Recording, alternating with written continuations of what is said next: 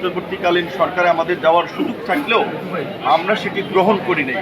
গণতন্ত্রের জন্য, গণমানুষের অধিকার আদায়ের জন্য আন্দোলন সংগ্রাম করেছি। সেই আন্দোলন সংগ্রাম করতে গিয়ে অসংখ্যবার হামলার শিকার হয়েছি, আহত হয়েছি, রক্তাক্ত হয়েছি। কিন্তু দেশের স্বাধীনতা, সার্বভৌমত্বকে সুরক্ষা দেওয়া, গণতন্ত্র পুনরুদ্ধার, গণমানুষের অধিকার প্রতিষ্ঠায় কখনোই পিছু পা হয়নি।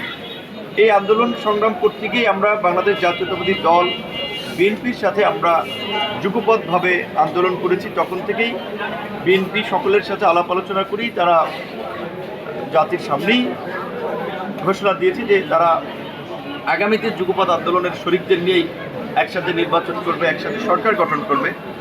আমরা সেই কমিটমেন্টের জায়গা থেকে অন্তর্বর্তীকালীন সরকারের সময়ও বিএনপির সাথেই ছিলাম। অন্তর্বর্তীকালীন সরকারে আমাদের যাওয়ার সুযোগ থাকলেও আমরা সেটি গ্রহণ করি নাই। বরঞ্চ বাংলাদেশের এই সংকট উত্তরণে আমরা যেটা বারবার বলেছি যে নির্বাচিত একটা গণতান্ত্রিক সরকারই একমাত্র পথ, এবং আমরা আশা করি আগামীতে এই নির্বাচনের মধ্যে দিয়ে যে সরকার গঠিত হবে সেই সরকার বাংলাদেশকে স্থিতিশীল করে বাংলাদেশে একটা বিনিয়োগ বান্ধব পরিবেশ কায়েম করবে, জনসাধারণের নিরাপত্তা নিশ্চিত করবে এবং বাংলাদেশের জনমনে যে আতঙ্ক রয়েছে সেটি দূর করে একটা স্বস্তির পরিবেশ নিশ্চিত করবে। এই নির্বাচনে আমরা গণ অধিকার পরিষদ অল্প সময়ের মধ্যে কিন্তু সারা বাংলাদেশে আপনারা দেখেছেন আমাদের একটা কাঠামো আছে জেলা, উপজেলা, ইউনিয়ন পর্যায়ে। যেহেতু আমরা বিএনপির সাথে আমরা সমঝোতা করেছি, আপনারা জানেন যে এই আগামী সংসদ নির্বাচন হবে উচ্চকক্ষ এবং নিম্নকক্ষ। নির্বাচিত প্রতিনিধিরাও নিম্নকক্ষে, রাজনৈতিক দলসমূহের প্রাপ্ত ভোটের অনুপাতে উচ্চকক্ষের প্রতিনিধিত্ব নিশ্চিত হবে। সেখানেও আমাদের বিএনপির সাথে সমঝোতা হয়েছে। কাজেই আমাদের ওইভাবে হয়তো অন্যান্য আসলে খুব বেশি প্রার্থী থাকবে না। এখন সেক্ষেত্রে মোটা দাগে বলতে গেলে নিম্নকক্ষে বিএনপির সাথে আমাদের দুটো আসনের বিষয়ে সমঝোতা হয়েছে। একটা পটুয়াখালী 3 আর একটা ঝিনাইদহ 2। ঝিনাইদহ 2 ছিল, সেটা এখন ঝিনাইদহ 4।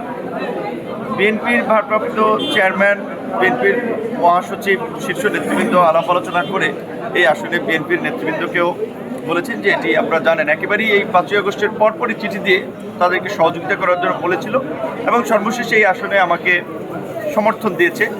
আশা করি বিএনপি যারা করে, যারা বেগম খালেদা জিয়া, জিয়াউর রহমানের আদর্শে বিএনপি করে কিংবা তারেক রহমানের নেতৃত্ব মানে, তাদের তো অবশ্যই দলের বাইরে যাওয়ার সিদ্ধান্ত নেই।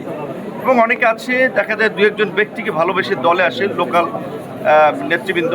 কিন্তু সেই ক্ষেত্রে তারা কেউ দল ত্যাগ করলে বা অন্য দলের নির্বাচন করলে তাদের সাথে 2-4 জন যেতে পারে, কিন্তু বিএনপির বেশিরভাগ নেতাকর্মী ইতিমধ্যে আমার সাথে আলাপ আলোচনা হয়েছে, তারা দলীয় সিদ্ধান্ত মেনে তারা আমাকে সহযোগিতা করবে এমনটি আশ্বস্ত করেছে। সেক্ষেত্রে আমি খুব বেশি চ্যালেঞ্জ দেখি না।